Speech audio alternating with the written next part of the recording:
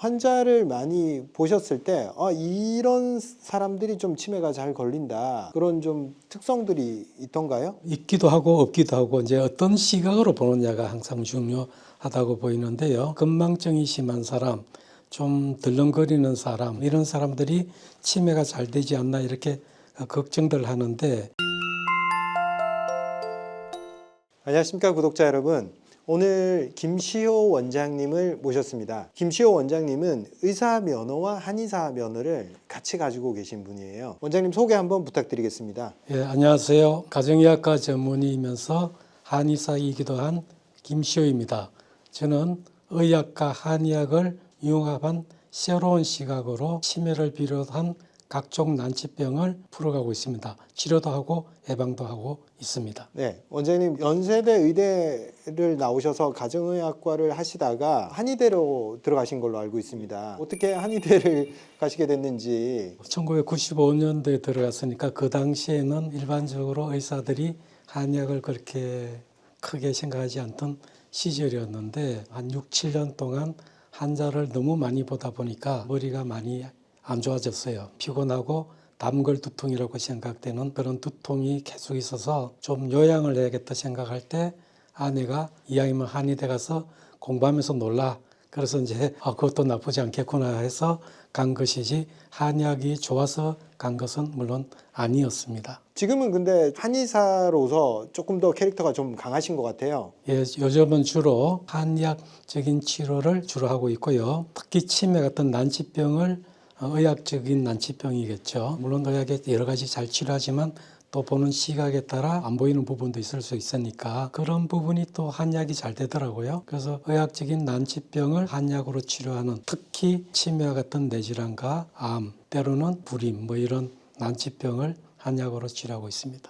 특별히 치매에 대해서 또 집중하게 된 계기가 있으세요? 저한테 유치원 때부터 다니던 단골 환자였는데, 가정의학과 하실 때, 그죠? 군대 갔다 왔는데 애가 아무래도 이상해 보였어요.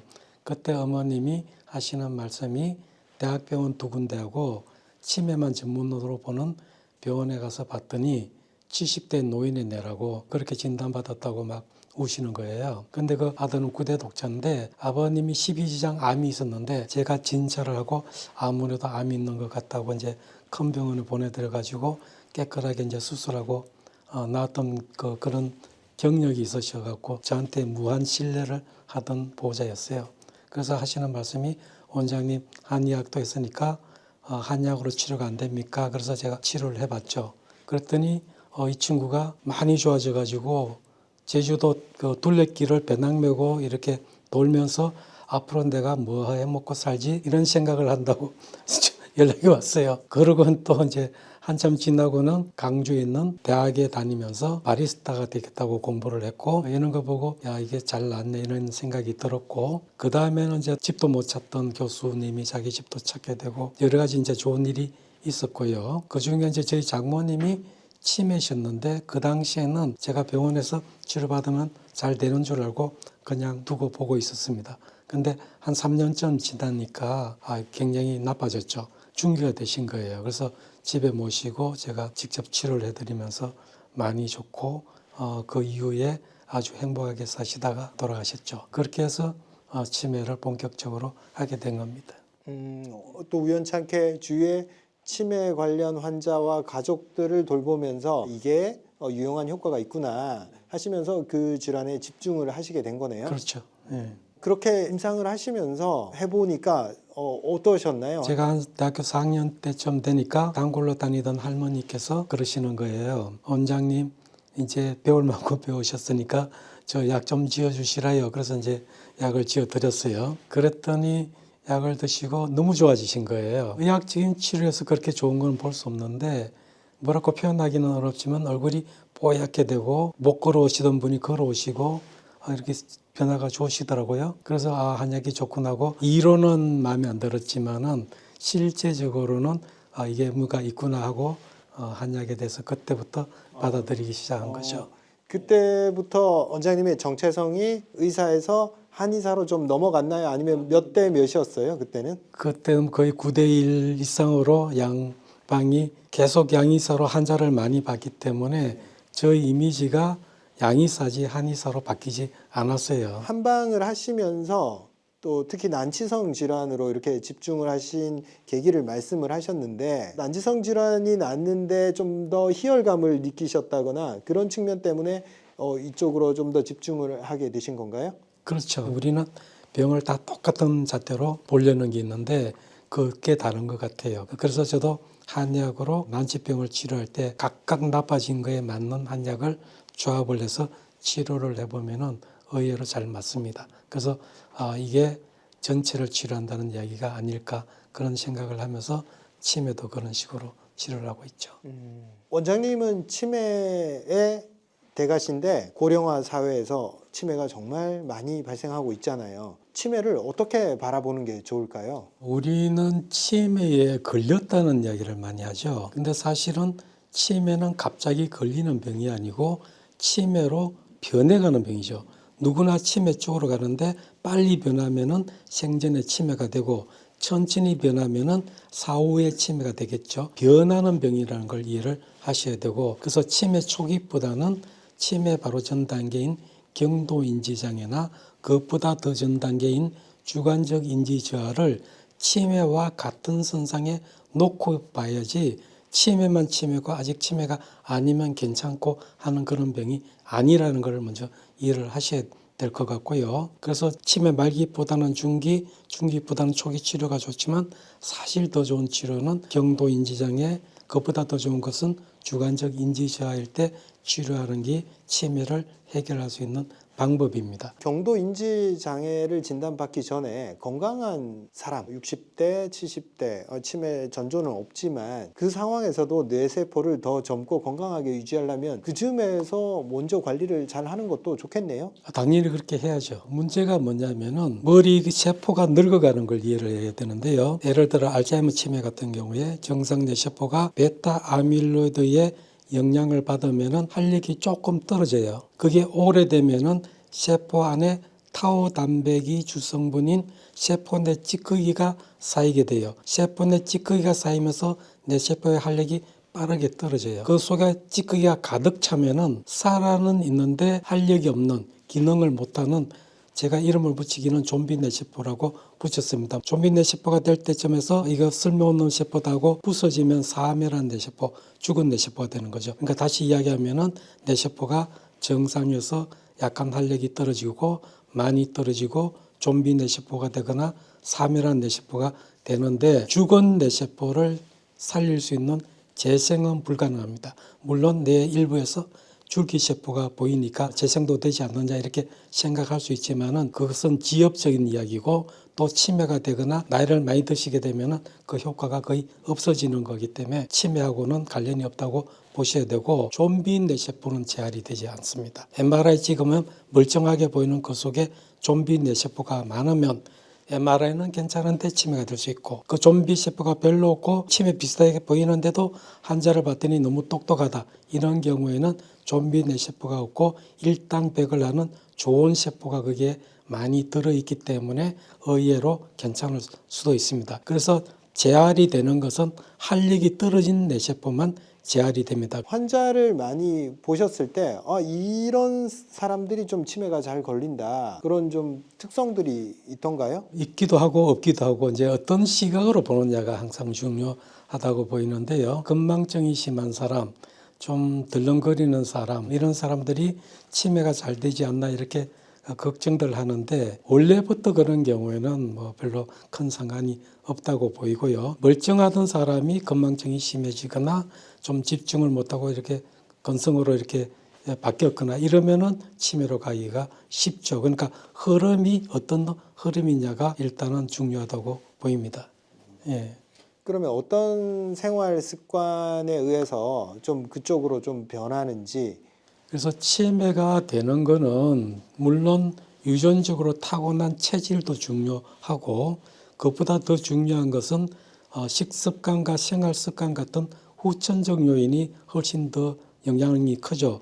그래서 알츠하이머 치매 같은 그 유전적인 영양을 많이 받는 치매도 진짜 유전병은 1에서 한 2% 정도밖에 안 되고 이런 경우는 65세 이전에 초로성 치매를 일으키는 경우가 많고요. 아포이포 유전인자가 있는 사람이 20% 정도 되니까 이런 분은 65세 이후에 치매가 되기 쉽고 또 한 20% 정도는 다른 유전적인 영향이 있는 경우가 한 20% 정도 되고 나머지 60%는 전혀 유전과 관계없이 치매가 되는 거죠. 그러니까 가장 중요한 것은 타고난 체질도 중요하지만 자기의 식습관과 생활 습관이 가장 중요합니다.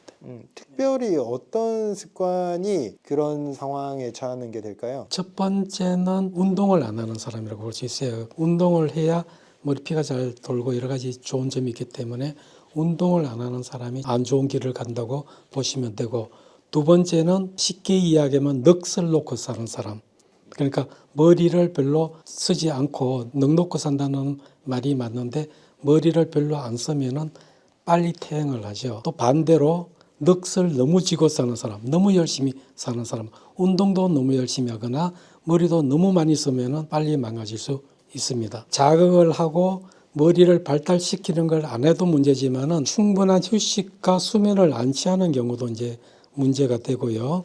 그러고는 술, 담배라든지 신경독 있는 공해 물질이라든지 이런 걸 많이 섭취하면은 머리가 부서지는 거고, 또 머리를 가격을 당하거나 교통사고를 당해서 정신을 잃게 되면은 머리에 지진 지나간 거죠. 그러면은 집이 빨리 무너지는 것처럼 빨리 무너져 내릴 수가 있습니다. 마지막에 이제 식습관이죠. 식습관이 나빠서 이제 비만이 생겼다든지 당뇨, 고지혈증, 고혈압 같은 만성 대사성 질환이 생겨도 혈관이 빨리 망가지기 때문에 치매가 되기가 쉽죠. 충분히 뇌를 쉬지 못했을 때, 휴식하지 못하고 수면을 충분히 취하지 못했을 때 치매에 걸릴 위험이 높아진다 말씀을 하셨는데, 충분한 수면, 그 시간이 궁금합니다. 뇌에는 림프관이 없기 때문에 찌꺼기가 혈액으로 들어가는 길이 원칙적으로는 없는데, 뇌세포와 혈관 사이에 밤에 충분한 수면을 취하면은 세포가 전기적 흥분이 가라앉으면 부기가 가라앉으면서 틈새가 생기죠. 그 틈새로 뇌척수액이 들어왔다 나갔다 하면서 찌꺼기가 실려 나가서 뇌가 깨끗해지고, 그 찌꺼기는 정맥 시스템을 통해서 대부분은 빠지는데 깊은 수면이 부족하면은 틈새가 안 열리니까 찌꺼기가 남아있다 얘기죠. 충분한 뇌척수액이 뇌를 세척할 수 있게 잠을 충분히 자야 된다. 예.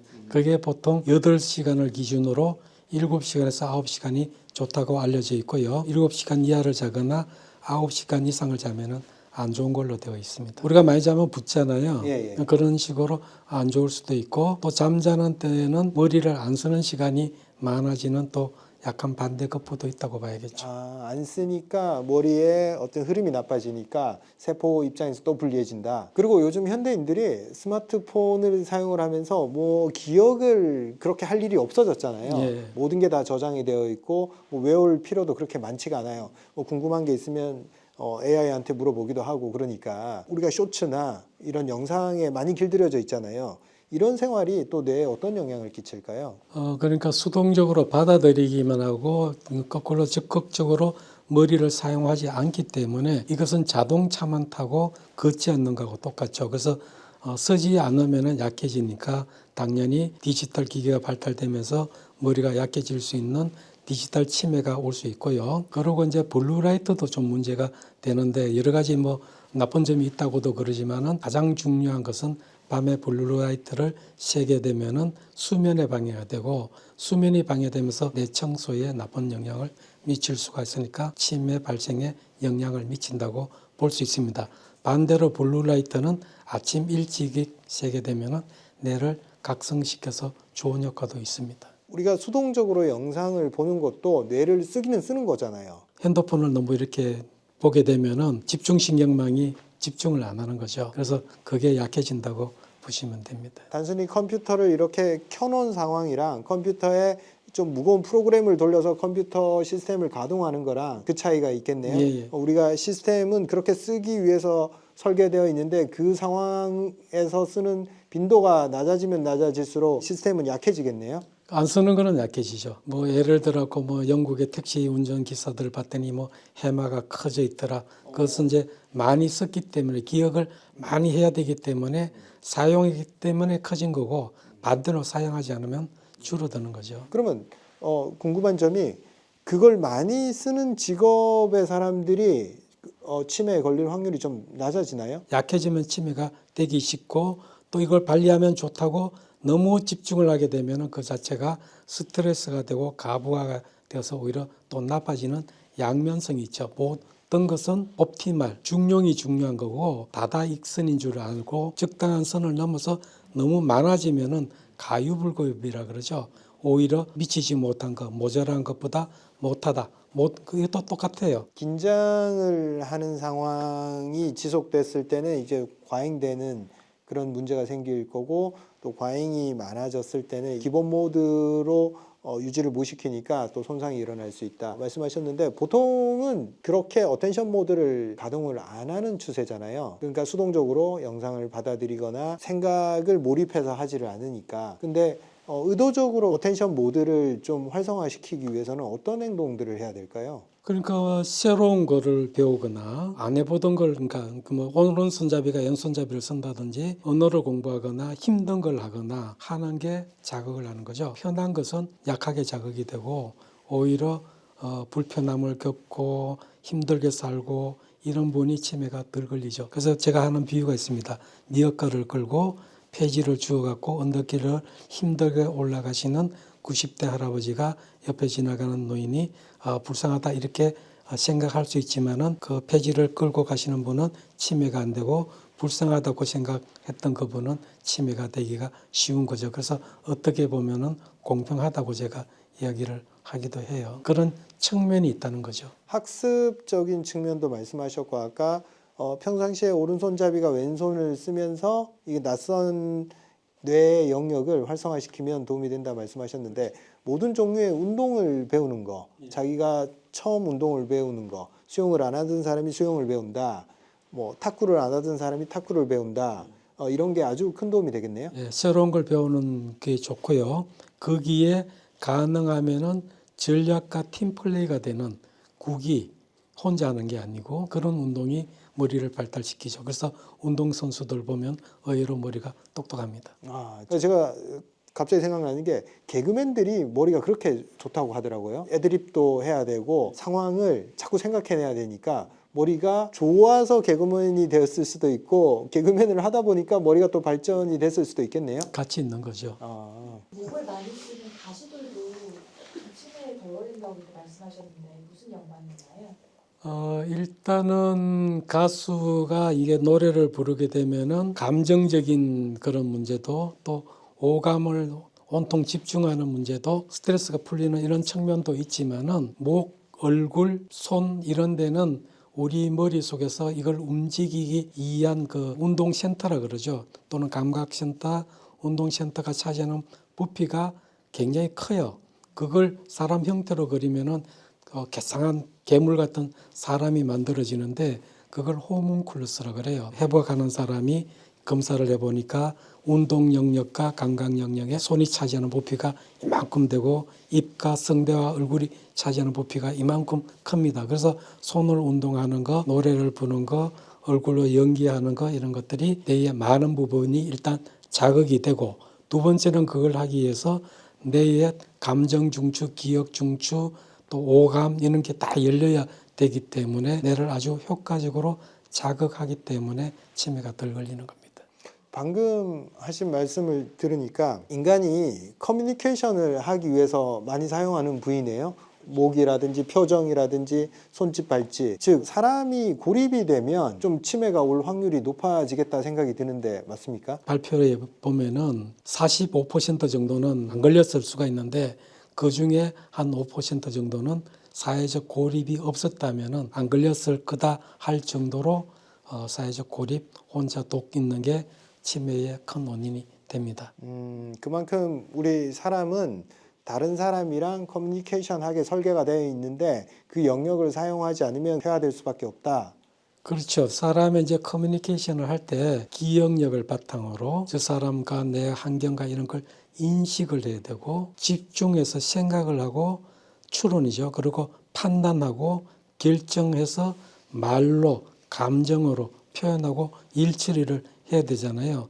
이 과정이 나빠지는 게 치매입니다. 그러니까 사람을 만나고 대화를 하는 것 전부가 머리 전체를 돌리게 하는 그런 거죠. 그러니까 당연히 그런 걸 안 하면은 치매가 빨리 될 수밖에 없습니다. 근데 어쩔 수 없이 혼자 사시는 분들이 많잖아요. 그리고 사회적 활동도 많이 안 하시고 혼자 하루 종일 계시는 분이 많이 계시잖아요. 그런 분들이 그런 커뮤니케이션 기능이 떨어지지 않게 뭔가 훈련하는 방법은 없을까요? 혼자 뭐 공부하면 되겠죠. 글을 써도 되고 뭔가 하면 되죠. 그림을 그려도 되고 뭐 하다못해 나무를 도끼질 해도 되고 뭔가 집중해서 하는 게 있으면 훨씬 덜하죠. 꼭 사람하고만 커뮤니케이션이 필요한 게 아니고 자기가 집중해서 하면서 자기 머리를 돌린다면은 뭐 충분히 가능합니다. 그 활동이 소비적인 활동, 수동적 활동이 아니라 생산적이고 창조적 활동 쪽이 훨씬 더 많이 쓰겠네요. 그렇죠. 음. 수동적으로 받아들이는 것은 집중을 하는 게 아니니까 집중을 하는 그런 방법이면 가능하죠. 선택을 해야 되고 고민을 해야 되고 그게 스트레스가 아니고 오히려 내 몸에 내 뇌에 아주 활력을 주는 그런 활동이네요. 예, 제가 가끔 우스갯소리로 요즘 사람이 오래 사는 가장 큰 이유는 스트레스가 많아진 거라고 이야기를 해요. 우리가 스트레스면 무조건 나쁘다고 생각을 하지만 옛날에 임금님이나 만수군일에서 논이 만마지기 있는 그 당시 재벌이나 다 일찍 돌아가셨어요.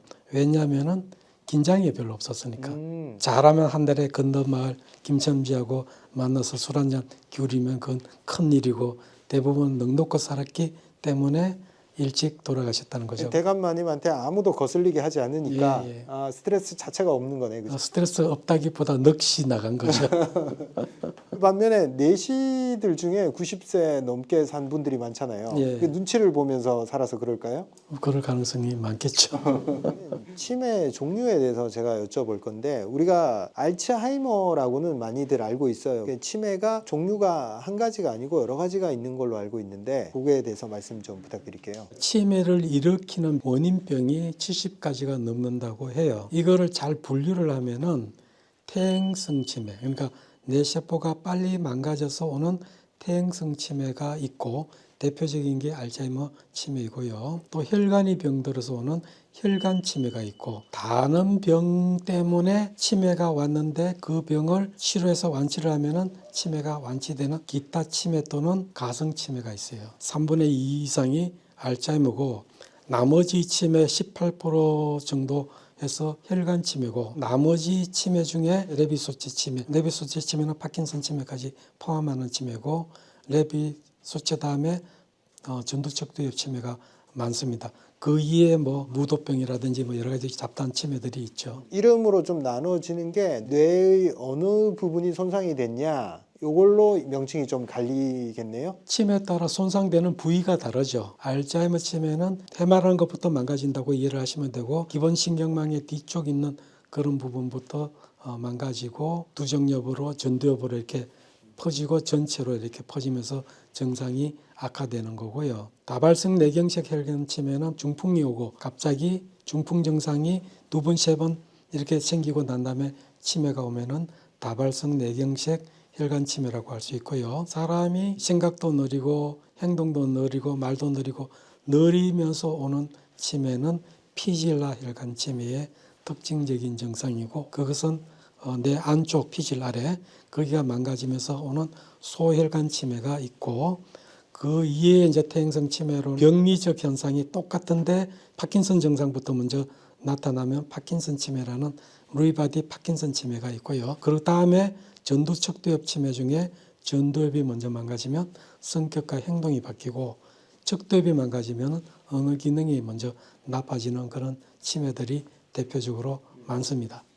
대표적인 알츠하이머 치매 같은 경우에 뇌세포가 좀 망가지는 어떤 순서, 그로 인해서 증상이 나타나는 등장 순서, 이게 좀 있나요? 그렇죠. 일단은 해마, 기억 중추가 먼저 망가지기 때문에 기억 등록이 잘 안 되죠. 본인은 깜빡거린다고 표현할 수 있고 옆에 있는 사람이 볼 때는 반복해서 물은 걸 또 묻고 또 묻고 하거나 한 말을 하고 또 하거나 이런 반복하는 경향이 있고 또 물건을 아무 데나 두고 못 찾거나 또는 이런 약속을 왜 안 지키냐고 이제 따지면은 자기는 기억이 없으니까 무슨 소리야? 나 그런 적 없어? 기억이 없으니까 거짓말 하는 게 아니죠. 그러면 이제 상대편이 생각할 땐 점잖아 보니 많이 바뀌었네. 이렇게 생각할 수 있는 그렇게 나타나는 증상이 알츠하이머 치매고요. 그게 진행이 되면은 전두엽 쪽으로 가면 이제 성격과 행동이 나빠지는데 이게 치매가 되기 전에 이런 기능들이 조금씩 나빠지죠. 경도인지장애를 쉽게 이야기하면 남한테 불편을 주는 정도는 경도인지장애고 기억이 떨어져서 본인만 불편한 경우 자동차에 갔는데 키를 안 갖고 왔다든지 또 핸드폰을 놓고 왔다든지 해서 그게 생각나서 다시 돌아가서 갖고 오고 이러면은 자기 스스로 불편하잖아요. 그렇다고 남한테 피해를 줄 정도가 아니고 이러면 주관적 인지저하라고 보시면 되고 약속했는데 약속을 놓쳐서 사람을 많이 기다리게 했다든지 이러면 남한테 부담을 주는 경우는 경도인지장애고 치매가 되면은 일상생활 능력이 떨어지죠. 원장님 이렇게 말씀하시니까 또 이 방송을 보시는 분들 중에서 젊은 분들도 내 얘기인데 나도 자꾸 깜빡깜빡 하는데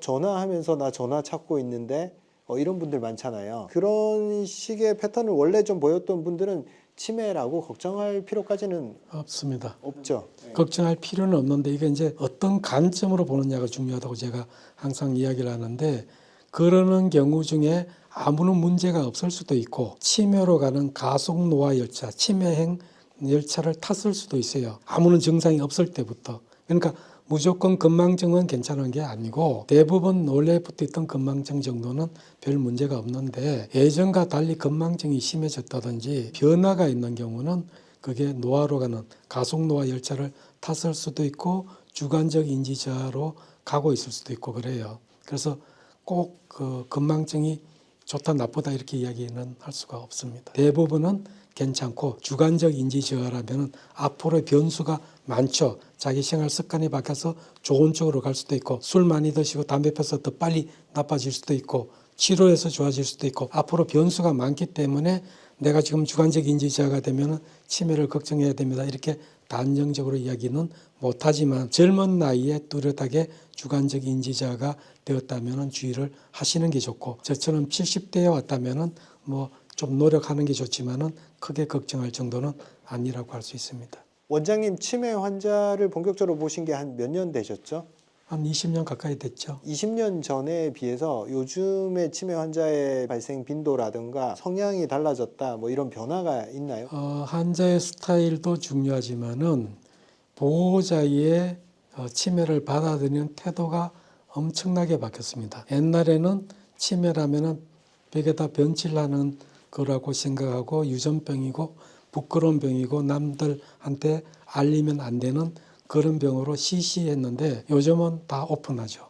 얼마든지 누구나 치매가 될 수 있다는 걸 받아들이기 때문에 예전하고 많이 바뀌었다고 볼 수가 있습니다. 치매에 대한 어떤 사람들의 관점이 많이 바뀌었네요. 그죠? 관점도 바뀌고 인식도 바뀌고 포퓰레이션은 뭐 안 바뀌었겠죠. 그걸 우리가 아느냐 모르느냐 그 차이일 따름일 겁니다. 원장님 그러면 우리가 좀 인지를 하고 또 치매가 끼가 있어요. 이럴 때 그래도 우리가 최선의 노력을 하면 진행 속도를 좀 늦출 수가 있잖아요. 어떻게 극복하는 게 좋을까요? 치매 예방 노력이나 뇌를 회복시킬 수 있는 노력은 치매 말기보다는 중기, 중기보다는 초기, 초기보다는 치매가 되기 전 경도인지장애, 경도인지장애보다는 주관적 인지 저하일 때부터 노력하는 게 좋다고 제가 말씀드렸죠. 물론 주관적 인지 저하보다도 무증상일 때부터 하는 게 좋지만 아무런 증상도 없는데 치매 예방하세요 하면 그게 실질적으로 들리지 않으니까 내가 생각할 때 나 요즘 기억이 못해졌다 그러면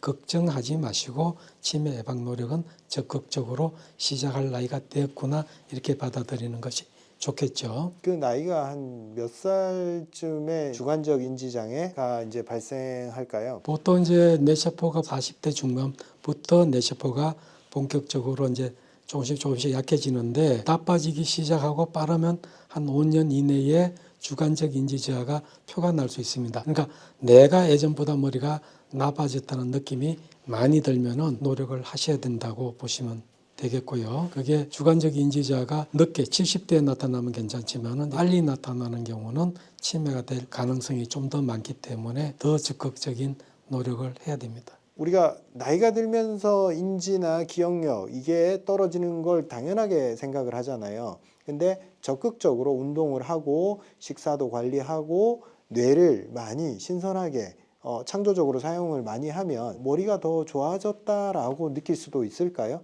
주관적 인지 저하나 경도 인지 저하 때까지는 노력을 하면은 좋아지는 부분이 크기 때문에 머리가 좋아졌다고 느낄 수가 있고, 뇌세포는 노력을 하면은 경도 인지 장애까지는 제가 볼 때는 좋아지는 그런 경향을 보일 수 있고, 그게 늦게 되면은 조금은 좋아지지만 나빠지는 속도가 더 크게 보일 수가 있을 것 같습니다. 늦기 전에 충분히 이제 괜찮은 세포를 활성화하는 게 가장 최선의 방법이겠네요. 예. 아무 때나 하면은 그만큼 효과가 있는 게 아니고, 원금이 커야 이자가 큰 것처럼 뇌세포 재활이 될 수 있는, 활성 회복을 할 수 있는 뇌세포가 많이 남아 있을 때부터 노력을 하셔야 됩니다. 그래서 주관적 인지 저하를 가볍게 보면 안 되는 겁니다. 담배도 증상 없을 때 끊는 게 좋겠네요. 그렇죠. 그래서 머리가 나빠진 느낌이 들면은 당연히 끊어야 됩니다. 원장님 담배 피셨어요?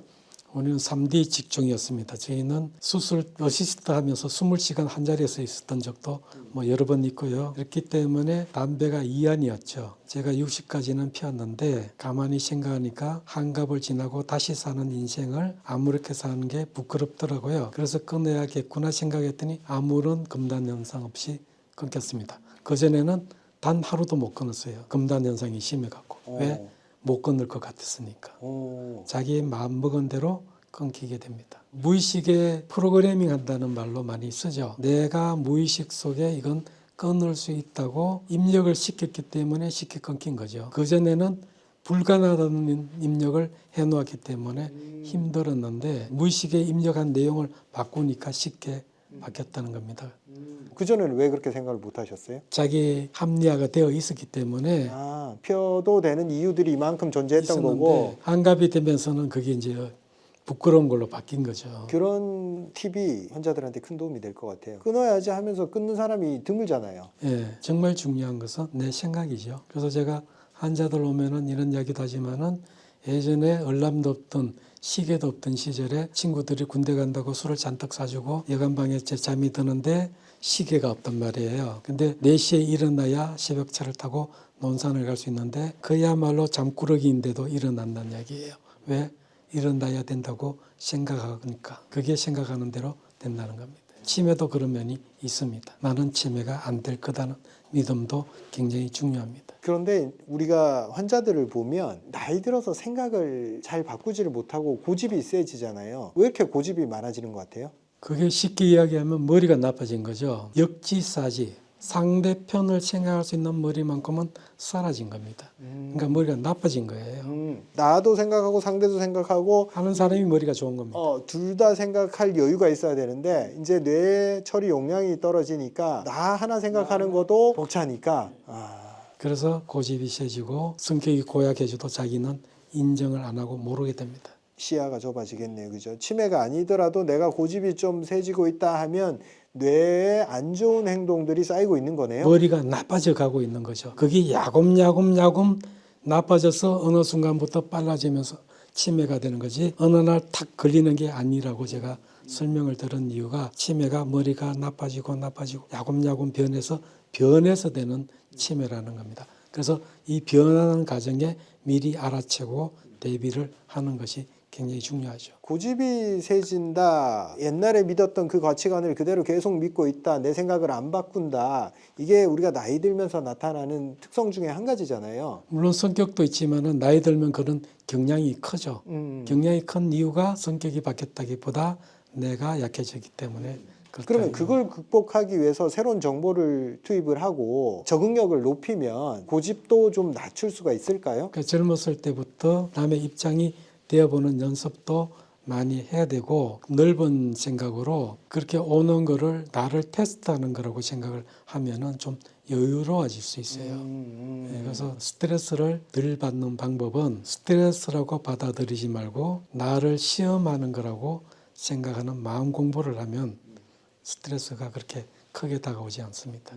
어떤 분들은 자기가 옳다고 믿는 그걸 바꾸지 않는 걸 신념이다라고 생각하면서 그걸 유지하려고 하시잖아요. 신념과 고집 그 사이의 차이점에 대해서 한번 여쭤보고 싶습니다. 절대 진리, 절대선은 없습니다. 상대적인 거고 변하는 거고 내가 갖고 있는 신념이 너무 크면은 저 이슬람 신념이 강한 사람처럼 되는 거죠. 그게 선이 아니죠. 하나만 아는 거지.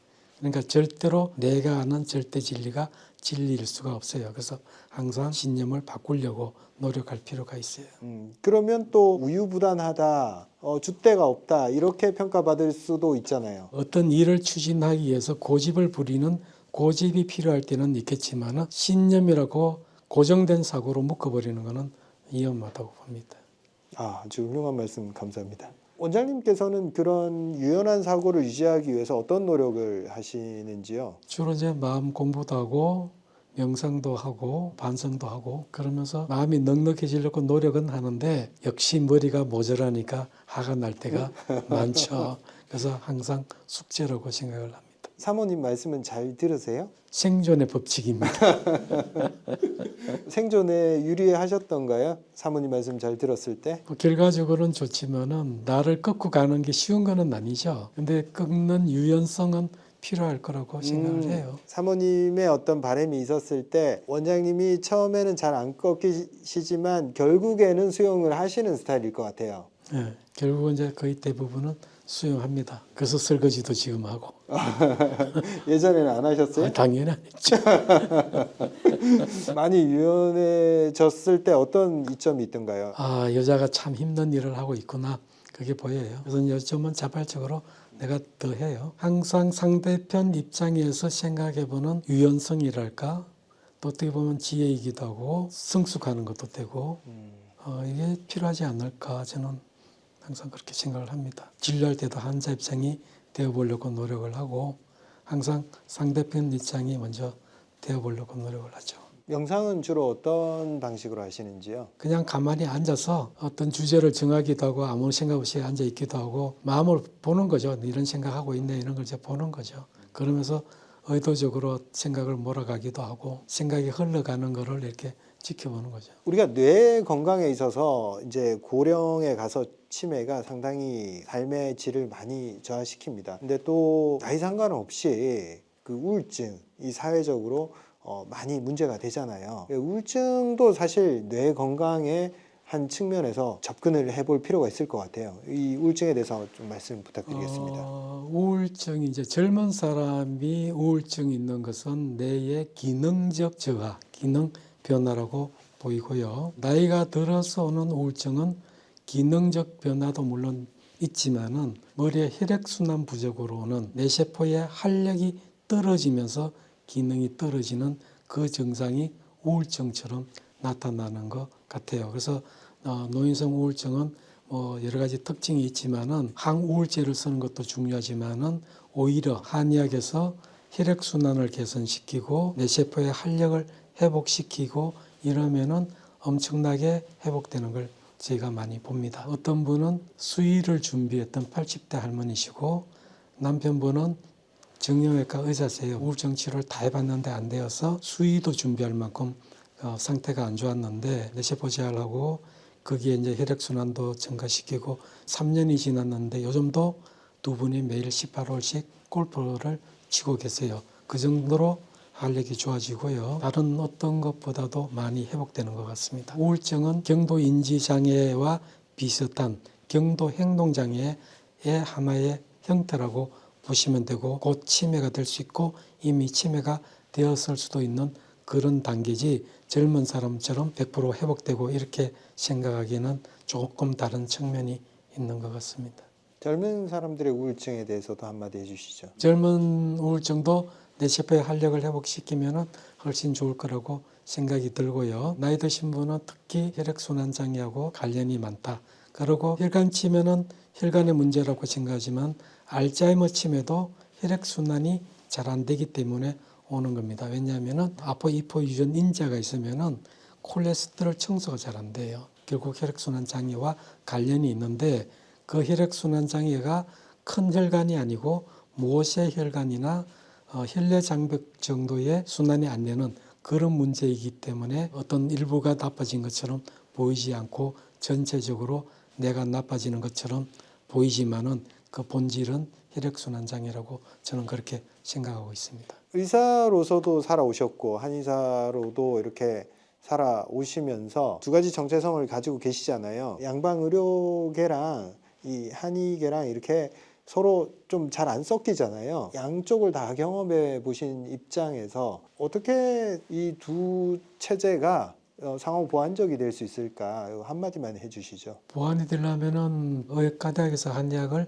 배우고 서로 진료 영역을 조금 오버랩 시키면은 가능하다고 봐요. 한의학은 또 그렇게 해도 한의학이 많이 차지하는 그 세계하고 의학이 차지하는 세계는 좀 저는 다르다고 봅니다. 의학은 과학적이고 검사에서 나올 수도 있고 이런 거지만 한의학은 검사에 안 나오는 이런 거잖아요. 그래서 제가 설명하는 게 약의 세계가 있고 한약의 세계가 있고 음식의 세계가 있다고 제가 설명을 하는데 음식 중에 파, 마늘, 은행, 살구, 밤 이런 거 다 한약이잖아요. 음식이기도 하면서 오버랩되는 부위가 있고 양약은 음식하고는 좀 거리가 조금은 더 떨어져 있죠. 그래서 이렇게 어떤 성분으로 치료해야 되는 뚜렷한 제품을 써야 되는 영역이 있고 음식처럼 음식도 물론 성분이 뭐다고 과학적으로 분석할 수는 있지만 실생활에서는 경험적으로 먹을 수밖에 없는 것처럼 한의학은 그 중간에 있는 것 같아요. 그래서